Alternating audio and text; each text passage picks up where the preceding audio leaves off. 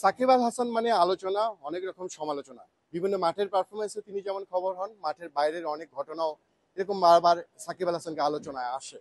New ইয়র্কের একটি ঘটনা এর মধ্যে অনেকেই জেনে গেছেন যে সাকিব আল হাসান একজন সাংবাদিকের মোবাইল নিয়ে গেছেন, নিয়ে একজন সিকিউরিটি অফিসারকে দিয়েছিলেন।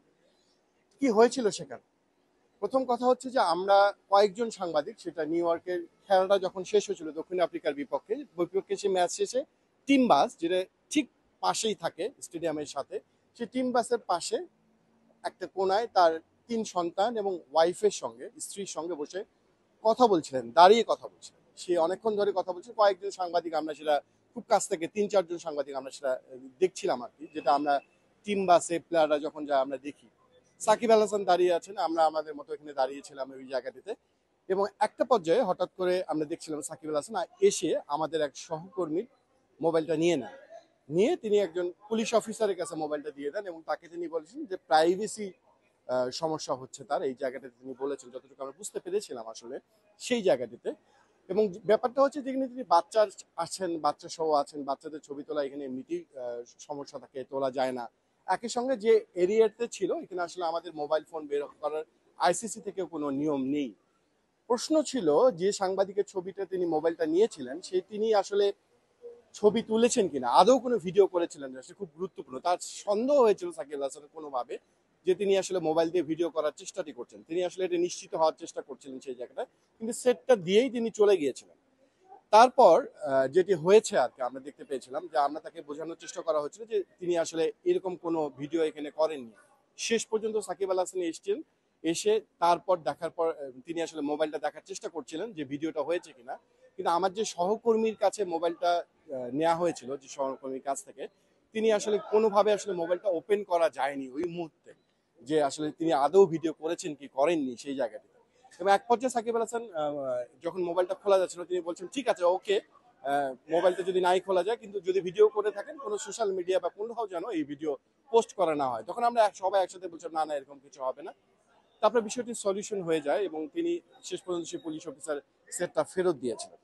তিনি ওই জায়গাটাতে উপস্থিত ছিলেন দেব চৌধুরী, অলরাউন্ডারে তিনি স্পোর্টসে কাজ করেন, পুরো অলরাউন্ডারই দেখেন। দেবকে যদি একটু জিজ্ঞেস করি, ডাকি, দেব একটু আমাদের আমরা এখন ওয়েস্ট ইন্ডিজে চলে এসেছি, বাংলাদেশ টিমও চলে এসছে। দেব আসলে কেন সাকিবের সন্দেহ হলো যে মোবাইলে ভিডিও করা হচ্ছে?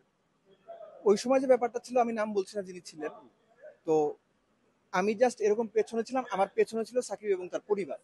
তো আপনি যে জায়গাটাতে দাঁড়িয়ে আছেন সেখানে আমাদের ওই সহকর্মী ছিলেন, তার হাতে ফোনটা ছিল এরকম করে ধরা। কোনোভাবে হয়তো সাকিবের মনে হয়েছে যে ফোনটা এরকম করে ধরা, কোনো ফটোগ্রাফ ভিডিওস করা হলেও হতে পারে। এটা জাস্ট একটা সন্দেহ, কিন্তু কোনোভাবে এটা আসলে প্রমাণ করা যায়নি যে তিনি আসলে ভিডিও করেছেন বা ছবি তুলেছেন। But Shakib came out, he took the phone and give away the phone to the security personnel, এবং দেখিয়ে দিয়েছিলেন যে এই পার্টিকুলার ইন্ডিভিজুয়াল কিছু একটা বলেছেন, সেটা আমি বুঝিনি, লাইক 10-15 গজ দূরে। তো তারপর সেই সিকিউরিটি লোকেরা আসলে তারা কথা বলে, তো তারা আসলে ব্যাপারটা নিয়ে খুব বেশি জল ঘোলা করেননি। একটা পর্যায়ে সাকিবও হয়তো বুঝতে পেরেছেন যে তিনি ভুল করেছেন, আমার মনে হয়েছে। তখন তিনি বলেছেন যদি ছবি তুলেও থাকেন, যেটা আপনি একটু আগে মেনশন করলেন, যে যদি তুলেও থাকেন সেটা সোশ্যাল সাইটে যেন পোস্ট না করেন, কেননা আমি ওখানে একটু দেরিতে পৌঁছেছিলাম। তো ওখানে পৌঁছার পর আমাদের যে সিনিয়র দুজন সহকর্মী ছিলেন তারা বলে, খুব স্পষ্ট করে বলেন যে দেব কোনো ছবি বা ভিডিও যেন না করা হয়। মানে এখানে তোলার অপশনও নেই, এখানে টিম বাস, এখানে আশপাশে কোনো ভিডিও করার। ICC venue premises during match day, আপনি সেখানে ফিল্ম করতে পারবেন, আমরা তো নন রাইটস হোল্ডার। আমরা সেখানে ছবি তোলা, অফিসিয়াল বা প্রফেশনাল পারপাসে ছবি তোলা বা ভিডিও করা, এটার জন্য আমরা অথরাইজড না। আমি যদি সেটা করি, সেটা যদি আমরা করি, এটা আমাদের অপরাধ অ্যাকচুয়ালি। সো ওটা আমরা করতে পারি না। তো যাই হোক, ওটা ফ্যামিলি প্রাইভেসির যে ব্যাপারটা, আমার মনে হয় সেটাতেই সবচেয়ে কিন্তু বেশি গুরুত্ব দেওয়া হয়েছে। সন্দেহ থেকে থাকে ভিডিওটা করা হয়েছে কি হয়নি, সেটা তো এই মোবাইলটা দেখলে বোঝা যেত যে ভিডিওটা আছে কি আছে না। আনফরচুনেটলি আমাদের ওই সহকর্মী ওই সময় মোবাইলটা যে কোনো কারণে হোক তিনি আনলক করতে পারছিলেন না। সো এটা দেখেও হয়তো সাকিব আল হাসানের সন্দেহ হতে পারে, আমি জানি না। কিন্তু তিনি তো কি সলিউশন করে দিয়েছিলেন, পরে কি হাসি মুখেই গেছেন না কিনা? না, সাকিব ওয়াজ অ্যাবসলিউটলি অলরাইট। পরবর্তীতে যেটা বললাম, যে তিনি হয়তো বুঝেছেন যে হয়তো জিনিসটা তিনি যেভাবে করেছেন সেরকম না। একটা পর্যায়ে তার মনে হয়েছে দ্যাটস ওয়াই হি টোল্ড যে যদি তুলেও থাকেন এটা সোশ্যাল সাইটে প্লিজ পোস্ট করবেন না, but you have to respect the family privacy. Okay, ধন্যবাদ দেব, অসংখ্য ধন্যবাদ। যেটা বলছিলেন দেব চৌধুরী, উনি নিজে উপস্থিত ছিলেন সেই জায়গাটিতে। কিছুটা ভুল বোঝাবুঝি হয়েছিল, তার সন্দেহের বশবর্তী থেকে কাজটা করেছিলেন এবং পরবর্তীতে আসলে ভিডিওটা দেখার কোনো অপশন ছিল না, দেখা যায়নি এবং তারপরেই সেই সলিউশনটাও হয়ে গিয়েছিল। এই ছিল আসলে কি হয়েছিল, সাংবাদিকের মোবাইলটা কেন নিয়েছিলেন। আমরা এখানে দাঁড়িয়েছিলাম ওই টিম বাসটার সামনে।